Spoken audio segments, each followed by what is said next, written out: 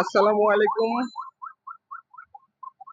বাংলাদেশের মানুষকে ছাত্র জনতা যেভাবে কষ্ট করতেছে দেখেন, এই যে ছাত্ররা এখনো রাস্তায় আছে, আর আপনারা রাজনীতিবিদ যারা আছেন ছাত্রদের পাশে যতটুকু সম্ভব ছাত্রদের পাশে দাঁড়ান। এখন এই যে রাস্তায় রাস্তায় ছাত্ররা এখনো আছে। এই যে আমার ভাই, ভাইয়ের নাম কি মামা? শাহরিয়ার নাম। শাহরিয়ার নাবিজ। এই যে শাহরিয়ার নাবিজ আছে, এই যে আরো তোমার নাম কি? আমার নাম মোহাম্মদ আরাফ। আরাফ না? আমাদের দেশের জন্য কিছু একটা বলো তুমি।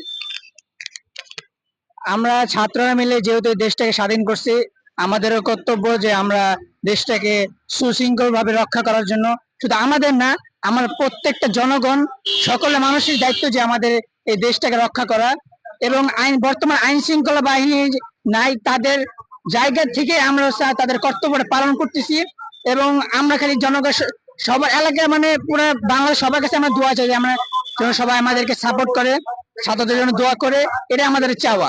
আর আমরা ইনশাল্লাহ ছাত্র সবসময় দেশের স্বার্থের জন্য থাকবো, এটাই আমাদের কাছে প্রত্যাশা করি। থ্যাংক ইউ তোমাকে।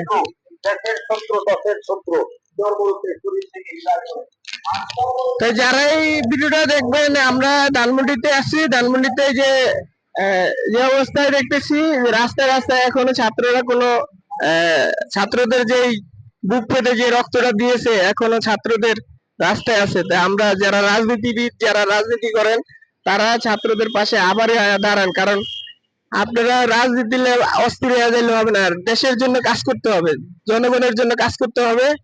তাহলে বোঝা যাবে কে দেশের জন্য কাজ করবে। তো সকলেই ওদিক সেদিক নিয়ে না যায়, আগে দেশে রক্ষা করেন সবাই। আসসালামু আলাইকুম ওয়া রাহমাতুল্লাহি ওয়া বারাকাতুহু।